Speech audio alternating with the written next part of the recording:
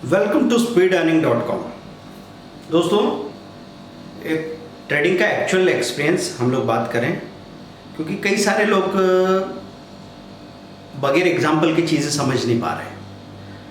अब बहुत सारे एग्जाम्पल हम आपके साथ शेयर करते हैं, लेकिन इसको बार बार सुनना और बार बार इस पर सोचना ज़रूरी है, तब जाके आपके अंदर बदलाव आएगा।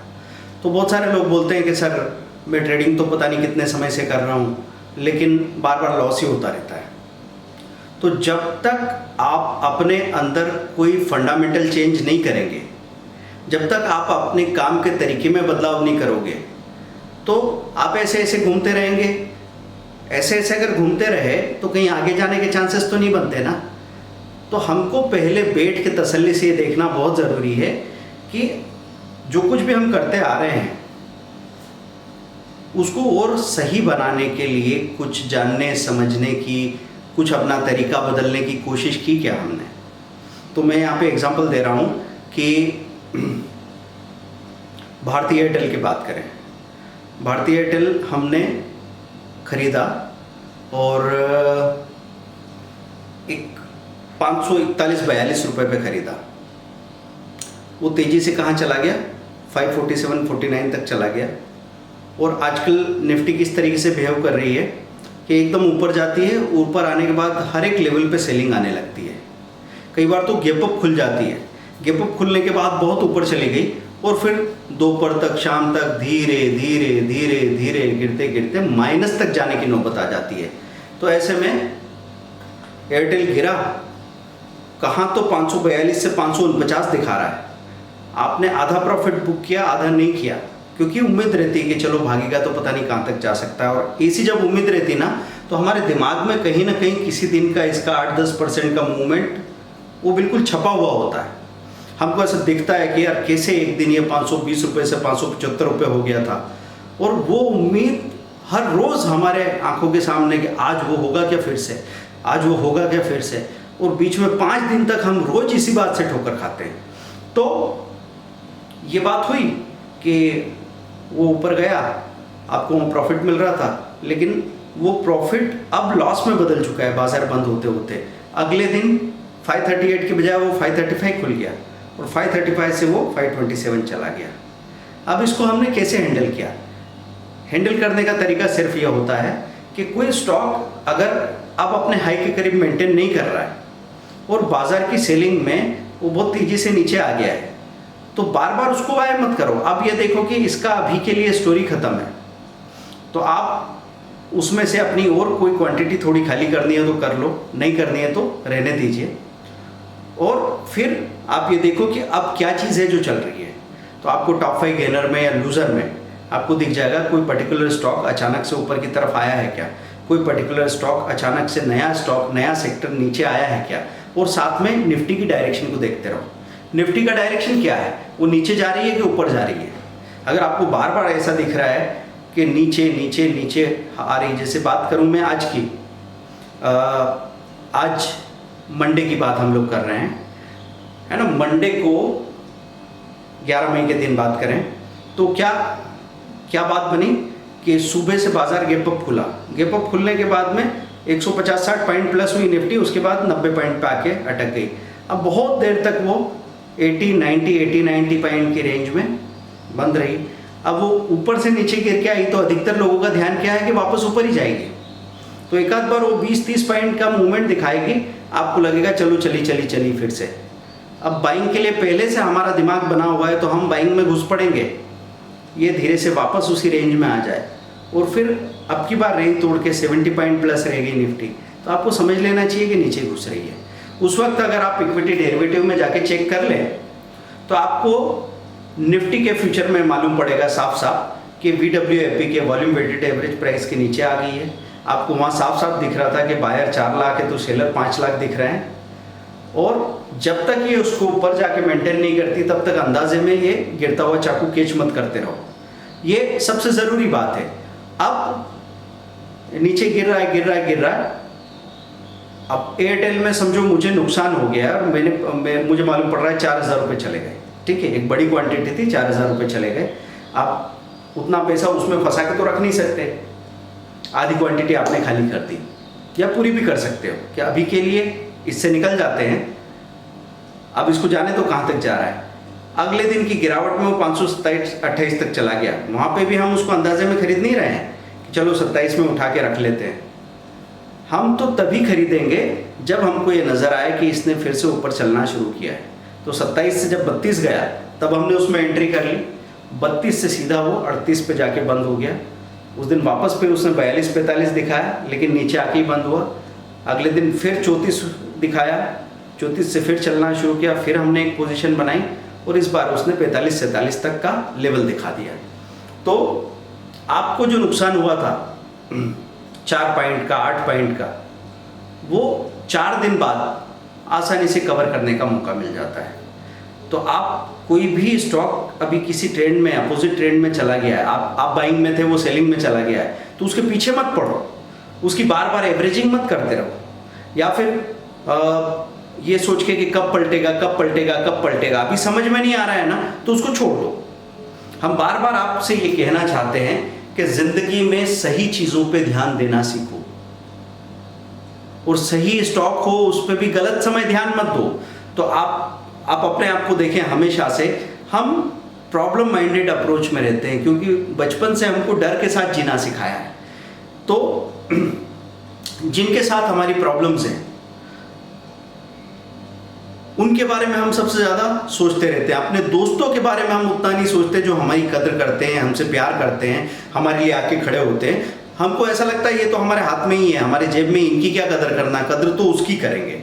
तो एक शादी में भी अगर आप जाएंगे ना तो आपको पता लगेगा वो 2-3 टिपिकल खड़ूस लोग जो सबकी हालत खराब कर देते हैं, सब लोग आके सबसे पहले उनको माला पहनाते हैं।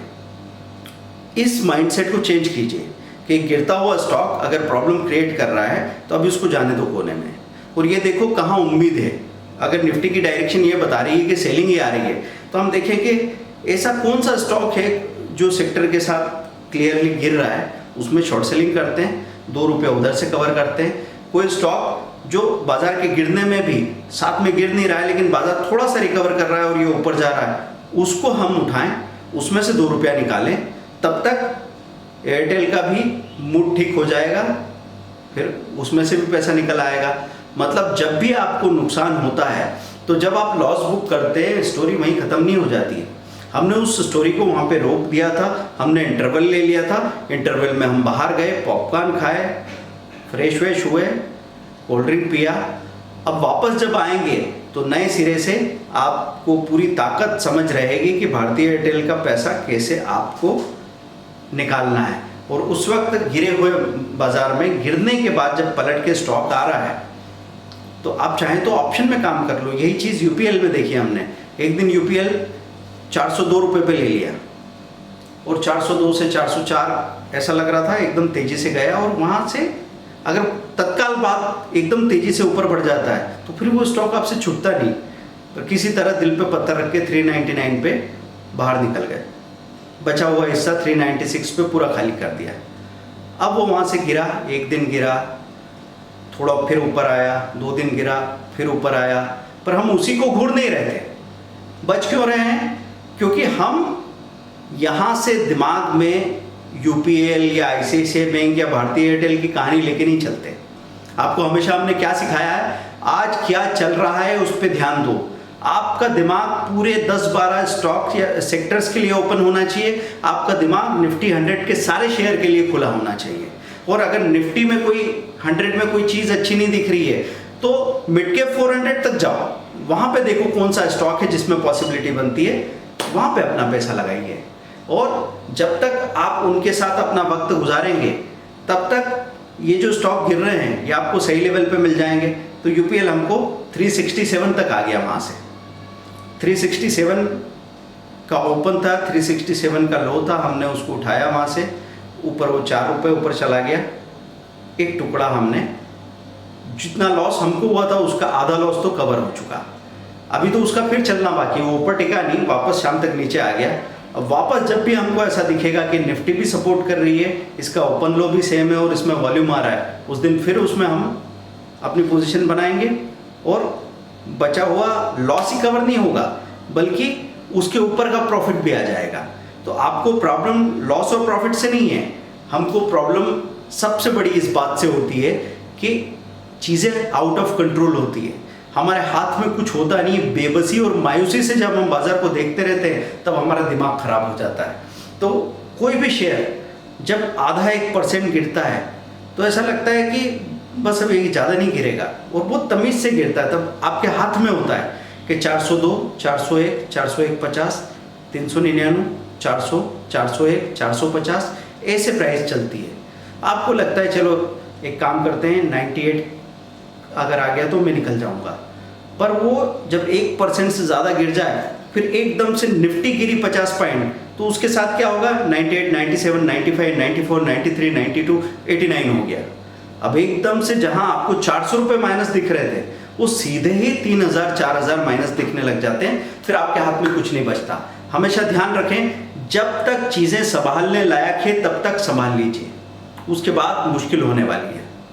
और एट ए टाइम एक ट्रेड हाथ में रखने की आदत अगर डाली तो और अच्छा काम हो सकता है। लेकिन शुरुआत में डाइवर्सिफिकेशन की बात क्यों करता हूँ मैं, क्यों 3 सेक्टर के 3 शेयर की बात करता हूँ, कि किसी भी एक जगह पे फोकस करने से पहले हमको सारे ऑप्शन ट्राई करके समझ बढ़ानी होती है। तो शुरू में आप अपनी समझ बढ़ाएंगे, प्रैक्टिस करेंगे, और धीरे धीरे धीरे धीरे आपके अंदर सिक्स्थ सेंस डेवलप होती है। हर एक ट्रेडर में एक सिक्स्थ सेंस डेवलप हो जाती है, बहुत जल्दी वो सूंघने लग जाते हैं कि कौन सी चीज़ कहाँ से पलट रही है, और उनका स्पीड भी बहुत बढ़ जाता है, रिएक्शन टाइम कम हो जाता है, बहुत तेज़ी से घुस के तेज़ी से निकलना उनको आने लगता है। अब वो ऐसा कभी नहीं चाहते कि सबसे कम प्राइस पे मैं शेयर को खरीदूं, कभी नहीं चाहते कि सबसे ऊंची प्राइस पे शेयर को बेच के बाहर निकलूं। तो जब वो कॉमन सेंस यूज़ करने लगते हैं कि 10 रुपये में से 5 रुपये कैसे निकालना है, तो फिर बाजार कभी उनको सता नहीं पाता। तो आपको धीरे धीरे ये सारी बातें समझनी है। मैं खास तौर पे इसलिए बात कर रहा हूँ कि हम बस धुन में होते हैं कि अगर निराशा में है तो बस निराशा निराशा निराशा, अरे कुछ नहीं यार, बेकार, बस बकवास, चल ही नहीं रही चीज़ें। और जैसे आप उम्मीद में आए तो उम्मीद में आते ही हमारे दिमाग में इस तरह के केमिकल निकलते हैं कि आपको रास्ते भी मिलने लगते हैं, आप सही रास्ता ढूंढने भी लगते हैं। भले धीरे धीरे पहुँचो, खड़े होकर चलना तो शुरू करो, और हम तो साथ हैं ही। तो आप कोर्सेज को लीजिए, हमारे 10 कोर्सेज, जैसे 5500 की 10 सुपर पावर स्ट्रेटेजी, 10 से ज़्यादा है बहुत सारे कोर्सेज में, लेकिन मैं तो 10 मान लेता हूँ। तो एक स्ट्रेटेजी की कीमत क्या है, 500-600 रुपया। आपको लगता है कि एक स्ट्रेटेजी से मैं एक दिन में 600 की बजाय 1000 निकाल पाऊंगा?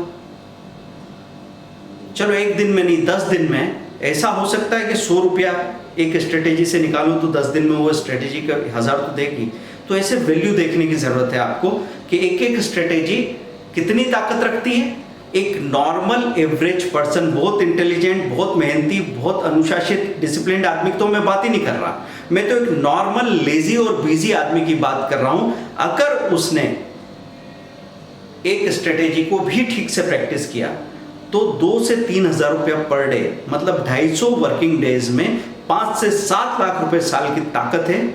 ये मौका हमने आपको दिया है।